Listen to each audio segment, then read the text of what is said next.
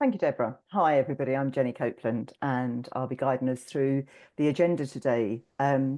Talking about the agenda, it is as it was in the information that's been sent out, but just to do a little Q&A test, and also just to, out of interest, beginning to test the kind of personalities and styles we've got visiting today.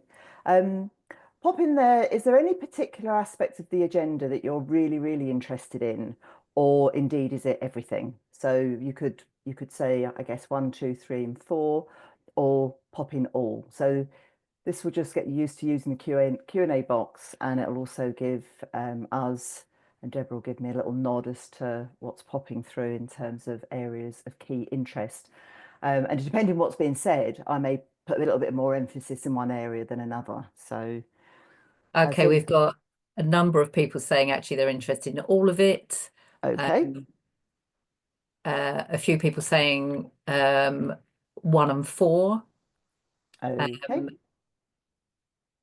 Lots of people talking about the strategies. Oh, okay. So So actually, everything. everything. So looks like it's a well-designed series of objectives. So let's absolutely crack on.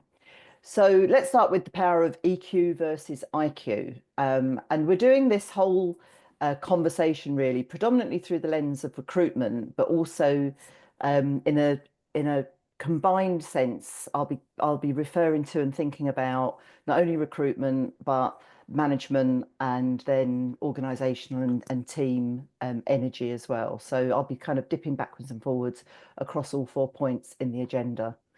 So when we talk about IQ and EQ, let's start there. In essence, IQ is our intelligence. So in an organizational sense, it lends itself to what we know, what we do, the information that we have, the expertise that we have, and it very much will align to our function within an organization. And in recruitment terms, I guess it's the job that we're recruiting against. So it's the competency that we're looking for.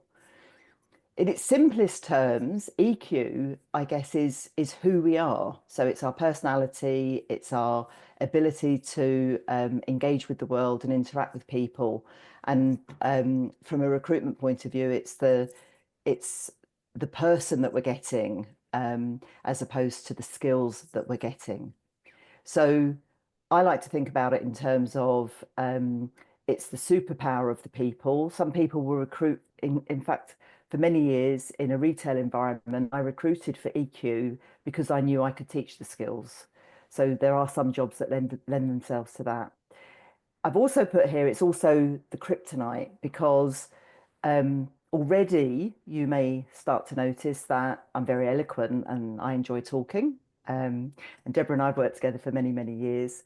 But actually, my kryptonite in terms of my engagement skill is that sometimes I forget that other people want to join in and I talk too much. So the superpower can turn on its head and become a problem as well. So it's both sides of the equation. The the process of understanding what we're recruiting is a combination of, I guess I would say that the CV is very much about the competence. It's about what I've done, what I've achieved, the qualifications I've got, um,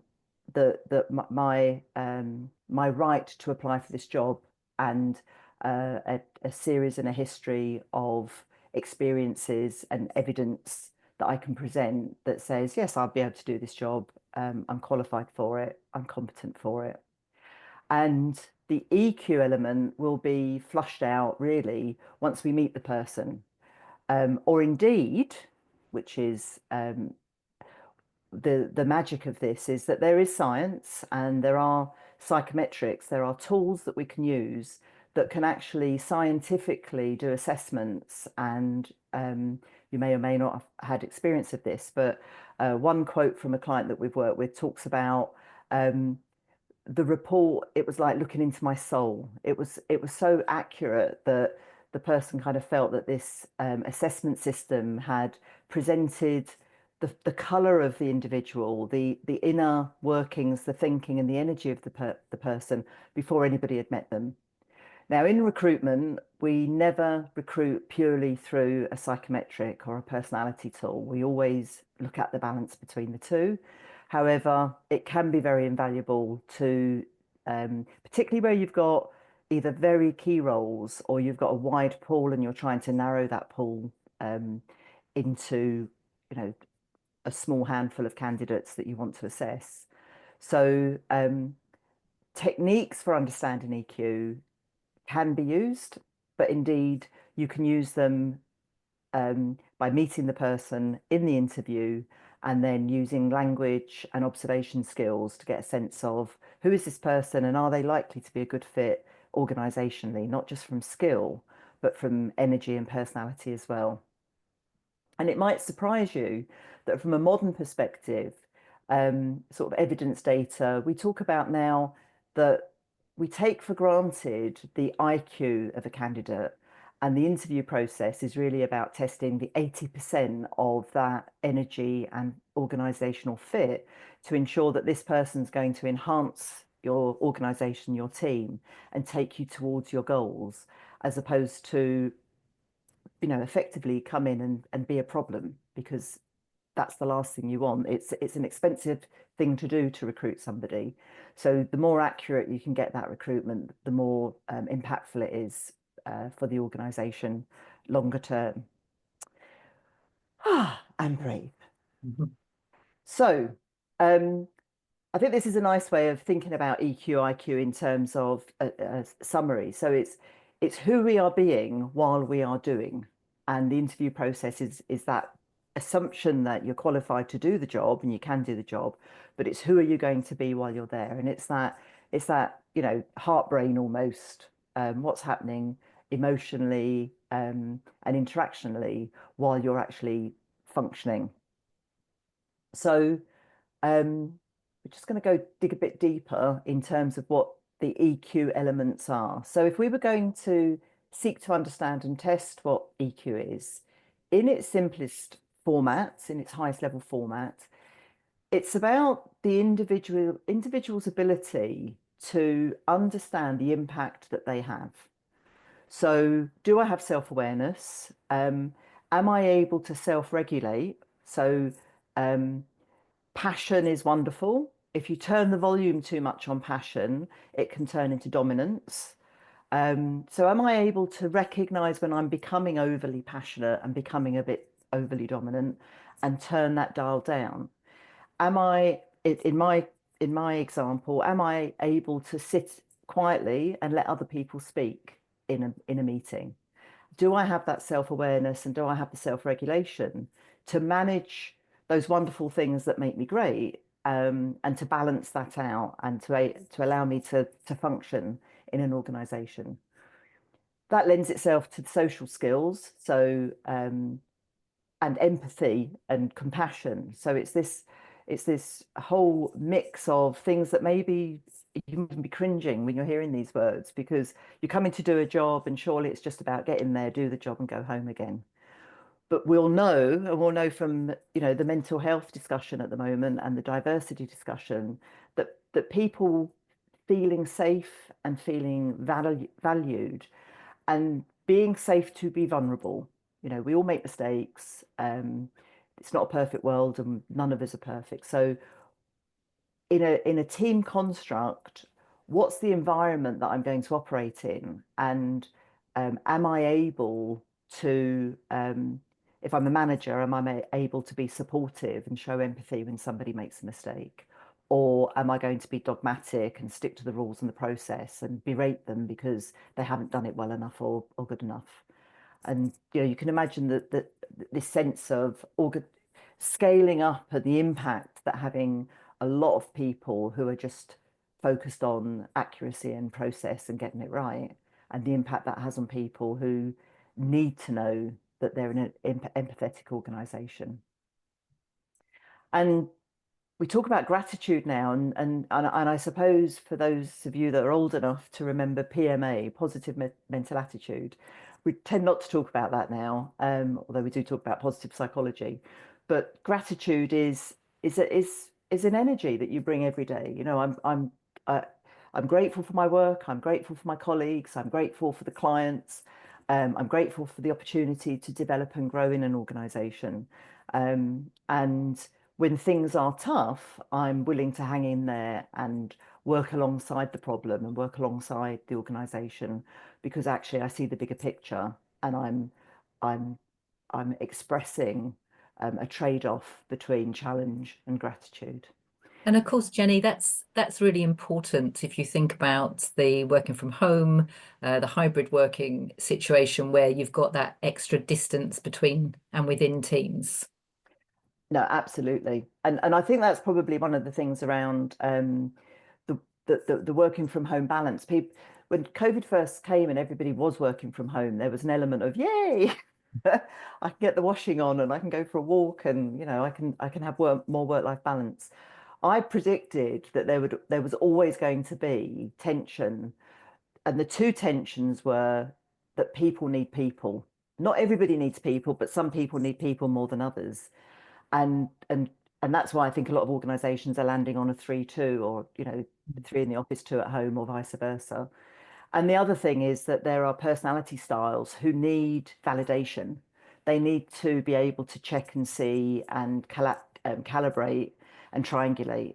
So both styles, both personality or all four personality styles really do need um, something from a blended environment as opposed to all one thing or all nothing. So let's move on. So I've said there, EQ is who we're being while we're doing. And now let's have a little thought about, so who are we?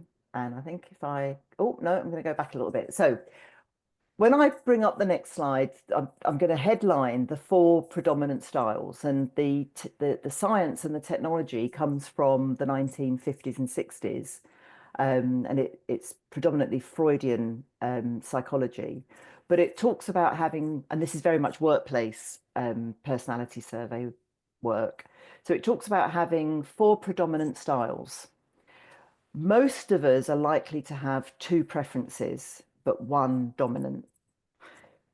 That's not absolutely everybody. Some people might have three, some people may only have one. But most of us, having done this now for over 25 years, the majority, 90% of what I see is two dominant styles. So when I bring up the four styles, what I want you to do is just think about which of the words, which of the expressions lend themselves to you most, and pop in the Q&A box what you think your most predominant is, or indeed if you think it's definitely two stand out, what they are. And again, Deborah will have a little look and summarize for me. So the four predominant preference styles, and it's good to think about a kind of a radio dial on this, or a volume.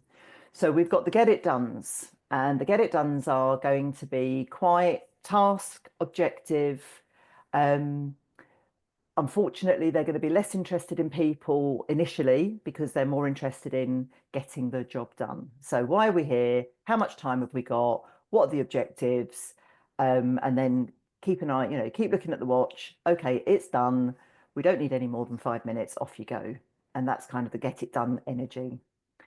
The do it right energy, and what we'll see is that this side of the equation is focused on the balance of the task.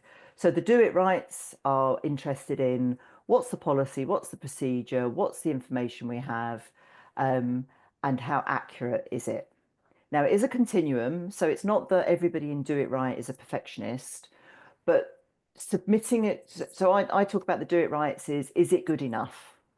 And that question for a do it right is quite challenging because it's never good enough really, but it's how much time am I willing to trade to get it as good as it possibly can be? And there's a difference between being right and being good enough. So if you are a blue, if you are a do it right, you'll be feeling the tension now while I'm talking, because it has to be right as opposed to good enough. We're then going to go to the do it togethers. And it's interesting because you might say, well, is do it together and being involved the same thing? Well, do it together is a very much kind of a team energy. It's a we. So what are we doing? Um, how do we want to do it? How do I fit into the team? And am I collectively valued and respected? And the do it togethers will trade time for um, for group think, in a sense. I'm trying to think of a better expression than group think. Um, for consensus. That's a much more positive way of saying that. So the do it togethers. Now, you might already start to notice that get it done and do it together are on different sides of that spectrum. And we know that there can be disrespect from between a get it done and a do it together. And I don't think I've ever seen a presentation where somebody is both get it done and do it together. They just don't live in the same house. And then the lovely yellow being involved, and I could be clever here and say, and what do you think I am? The being involved, interestingly, they are actually a bit individualistic in their own way, but it's really important to be involved. So, what do you think? Um, they will have lots of ideas and thoughts, and if those ideas and thoughts don't have an opportunity to be expressed and heard, then they will sulk.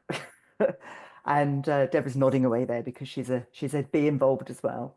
So not involving the being involved is something you do at cost, because they may waste time talking, but actually they will contribute a lot of ideas. And some of those ideas will be quite challenging and a bit random, but in the middle of all of that will be some nuggets of innovation and opportunity and ideation that will potentially take something away from being stuck to moving forward.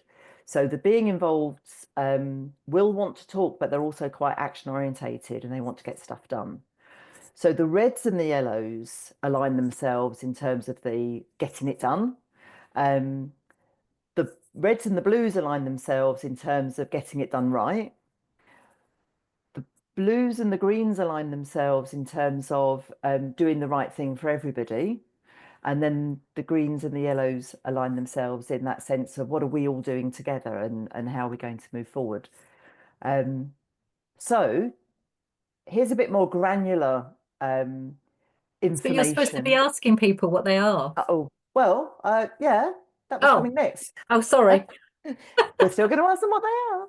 This Okay. is a bit more granular information. So if just on the four words you're still sort of struggling, this gives a bit more information. However, Deborah, what have people said? Well, nobody said anything yet because you didn't ask them to. Oh, sorry. I thought, did I not? That's You absolutely. said you were going to. Oh, apologies. Right, okay. I thought they were doing it while I was talking away. Okay, off you go. Pop into the Q&A what you think your dominant. So when I'm talking, you will have um, energetically felt comfortable with some of the words that I'm saying and be like, that's me. Absolutely, that's me. So pop into the Q&A which one you think you are. Oh, okay. Okay, we've got a few get it dones. Oh, Um, oh, and yeah. So, oh, okay. Right, so we've got a mix. We've got, I would say probably um yeah, I'm saying probably the most is the do it together, followed by the do it right, and then being involved and get it done about the same. okay. So, yep, interesting. So this just in a summary chart talks about task focus, people focus. We've said about that. And then the action to move versus the being reflective and taking time. So this task and time will be key considerations when it comes to group process and interaction. And you might reflect, and in the next meeting you go into, just reflect on the energy of the people who want to stick to the agenda and take time to talk through and get agenda points sorted out versus the people who want to just keep moving on and are keen to either get to the thing of their interest, but finish the meeting on time, and potentially not waste time talking about things and going off piste. So understanding organizational style really is almost like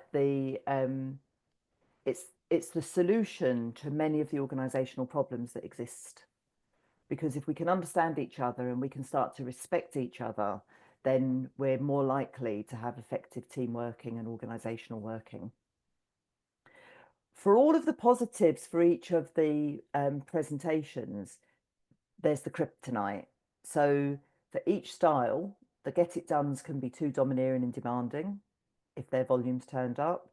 You'll know already that being involved, I can be irritating and impulsive. The do it togethers can be too slow and a little bit too sensitive because it's and that individual sensitivity can very quickly translate into team the whole team's been insulted as opposed to just one person, and they can create this energy of we're all being criticized because they identify and work together as a team. And the do it rights, of course, know they're right and they spent time thinking about it, so they will present accuracy and therefore can come across as being quite condescending and calculating, and maybe a little bit manipulative. So there's positives, but there's also the pitfalls. We're all a bit of everything. So whether it's a positive attribute or a challenging attribute, we're all a bit of everything. And it's always important to remember that. And organizationally and team-wise, we need everything. So in recruitment, it's really important that we think about our construct. What are we building? And the starting point of that is what have we got? So the likelihood is we will know that functionally we have a vacancy, and we know what that functional vacancy is. The question is when we're filling that with a skill, what kind of energy do we want to bring along as well? And we like people like us, so there's always a danger that we recruit similar to who we are, and therefore we end up with an echo chamber of people self-validating, and therefore recruiting for and selecting the grit in the oyster that creates the pearl almost is something that you can consciously do and recognize that you're going to bring somebody into an environment that's going to be different, and that person will need to be protected and supported in doing that, if that indeed is what you're doing. But it can be very helpful to do so. So the considerations for recruitment: what skill do we need? How's the team currently performing and made up?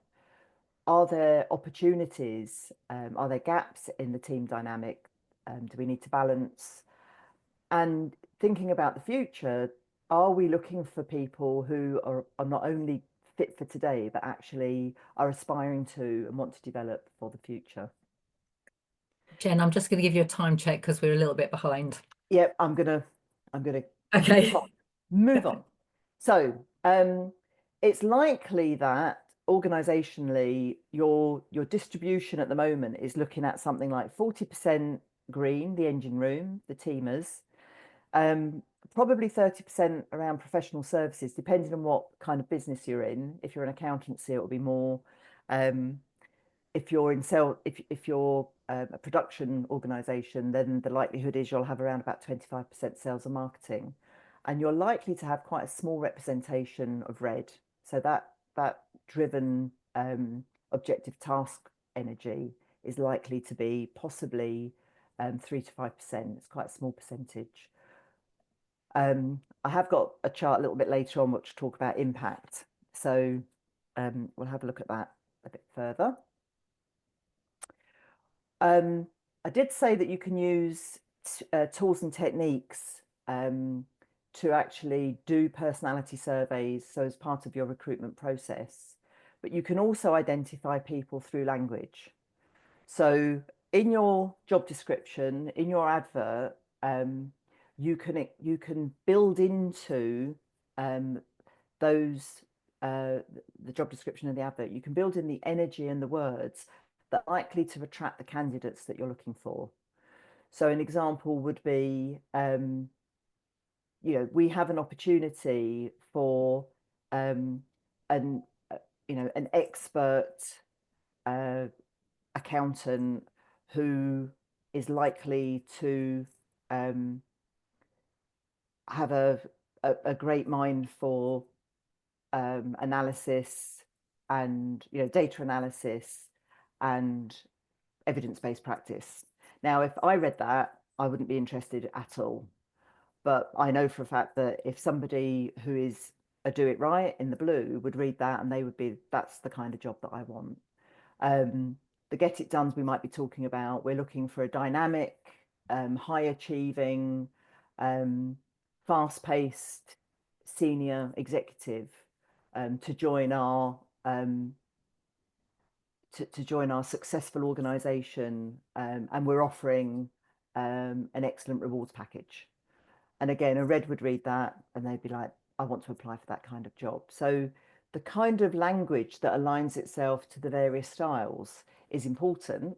And when you're selling the job at interview, it's important to be listening for the responses that candidates are giving you, because if you haven't had the opportunity to do the psychometric, then you can start to assess the candidate purely on the basis of the language that they're using.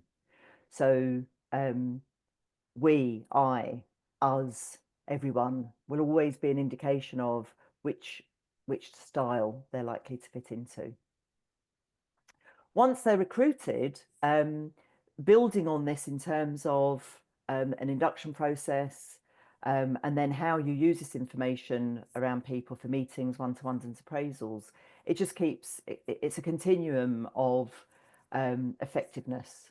So if I know that I'm working with a green person, then I'm going to make sure I'm not hurrying the meeting, I'm well organised, and I'm really going to ask them about not only what they think, but what they think their colleagues think, because they will value and appreciate that their view of the team is something that's important to them, and they will talk about that and share that.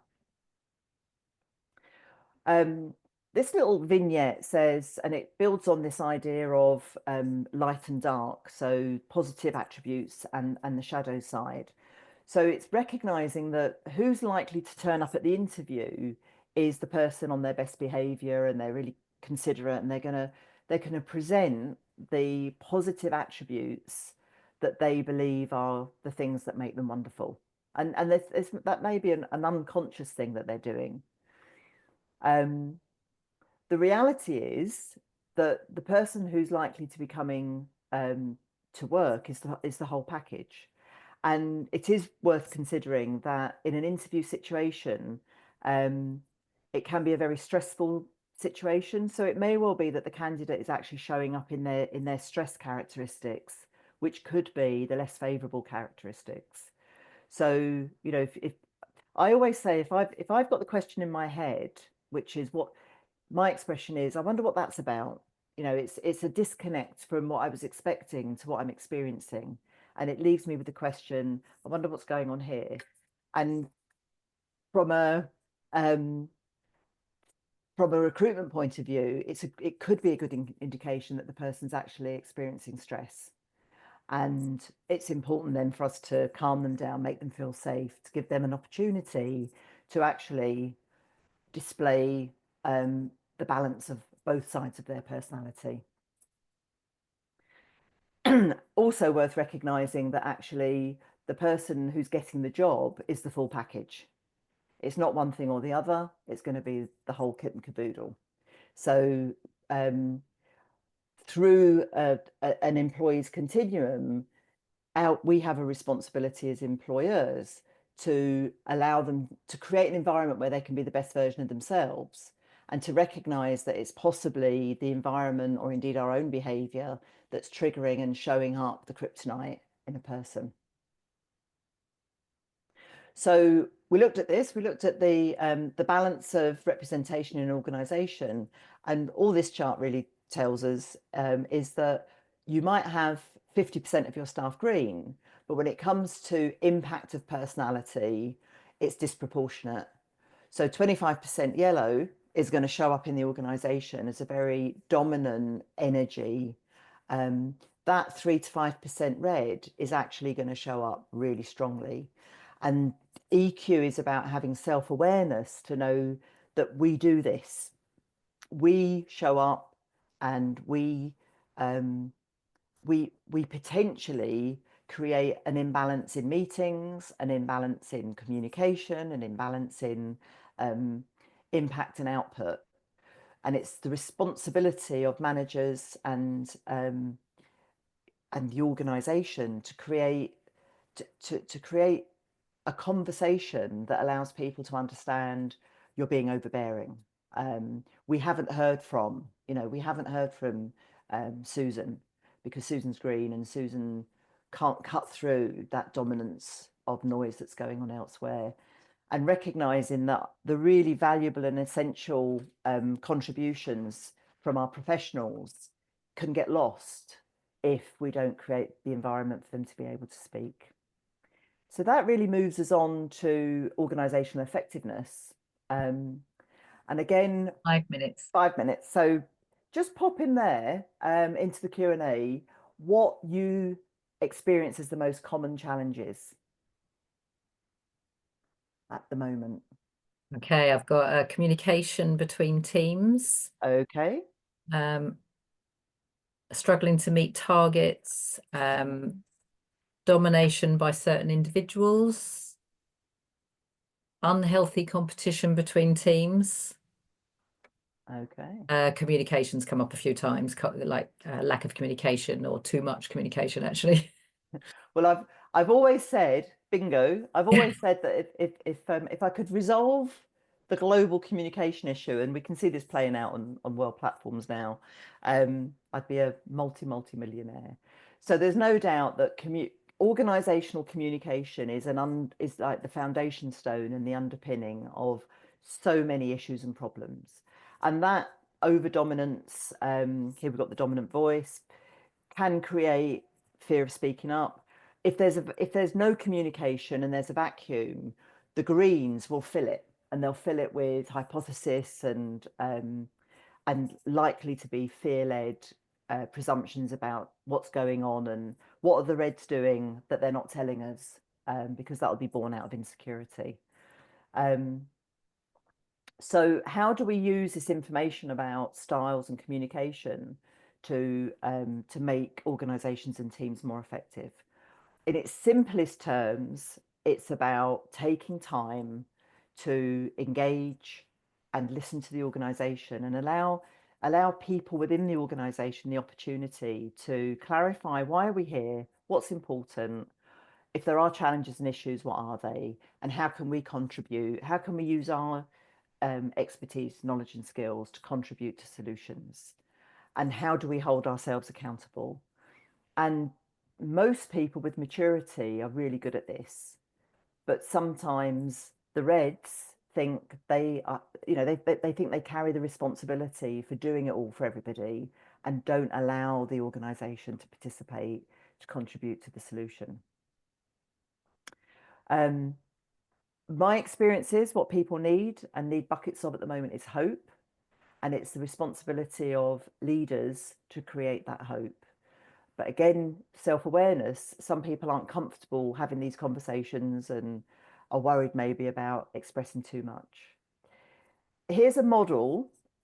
It's a model that we use and that we promote, the Beacons of Hope model. It's our copyright. But it fundamentally expresses a journey to be able to take a team or an organization through doing the work that gets you into that place of community clarity and accountability.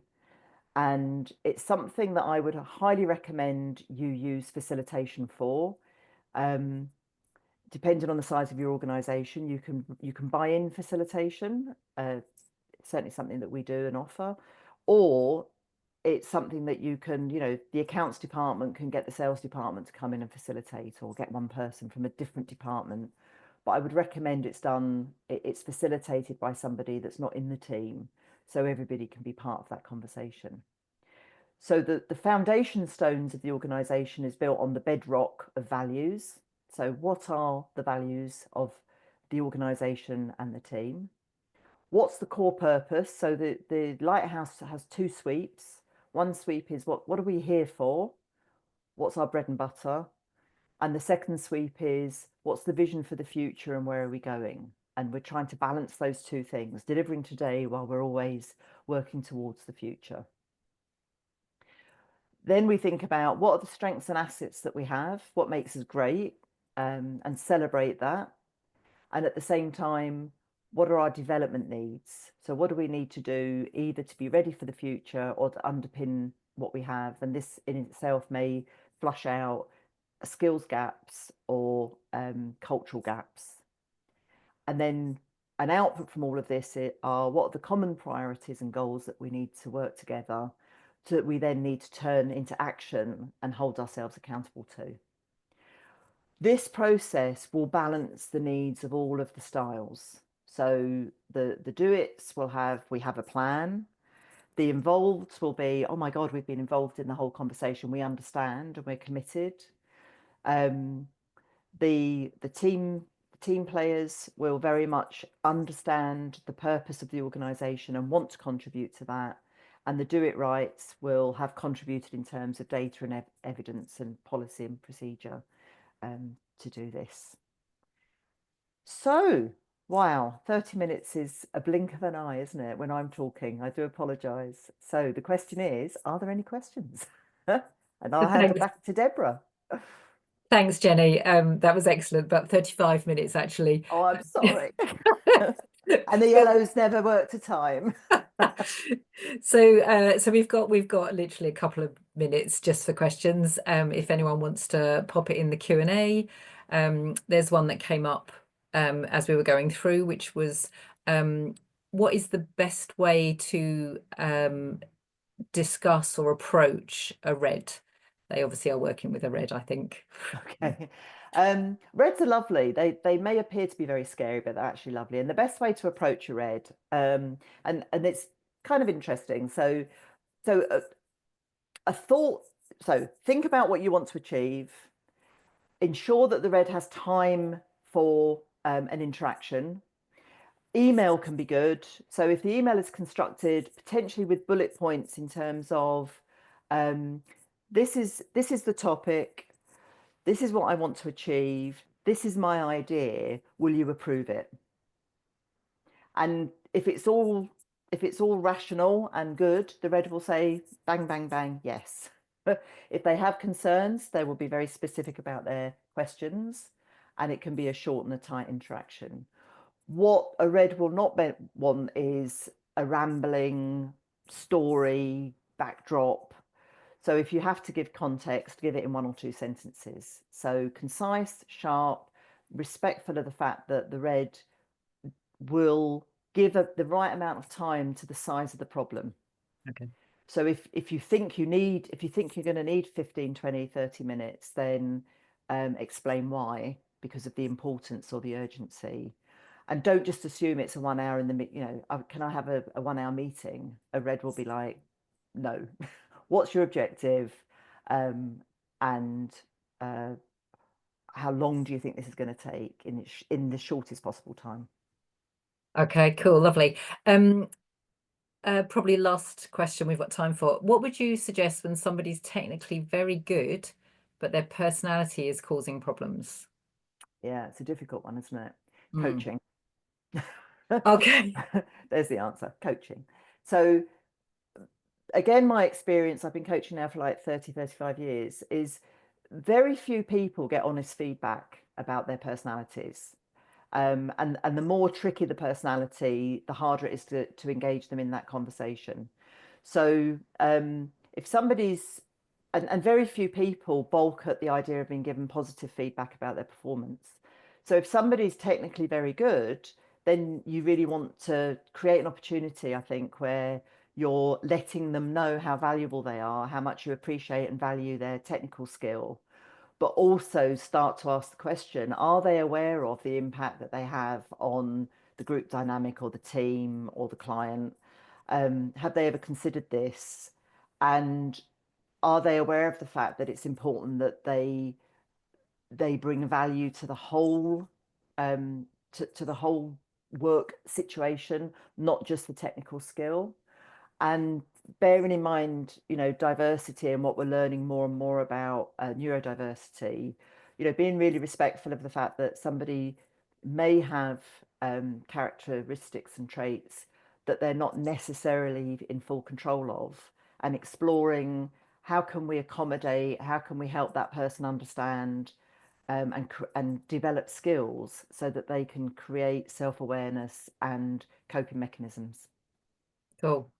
And of course, if you've got someone who's technically great, it's much more cost effective to buy in some coaching expertise than have to re-recruit No, into that absolutely. position. Yeah. Absolutely. And if affordability is a challenge, then mentorship can be good. So either having somebody who's very similar, who's managed to manage their own challenges and issues, um, or indeed, a red who's courageous enough to have that conversation. But if you think about that, it can be quite damaging. And what you don't want is you don't want to lose a valuable asset because it's been handled clumsily. Oh. So, buying in professional coaching, that would be a classic example where that would be valuable. And of course, we're available for that. Of course, we're available for that. Um, I think just very quickly, I would say, I think this is one of those areas where everybody talks about the soft skills, and actually these are the tricky skills. they So are tricky. Yeah. Cool. Fantastic. We have to finish there. We're over. Thanks everybody who stayed with us till the end. We will be sending out the recording, so anybody who did have to leave now can look at the end in their own time. So thanks so much. Hopefully we'll see you all again very soon on our next webinar. Thanks, Jenny. thank you. Bye. Bye bye.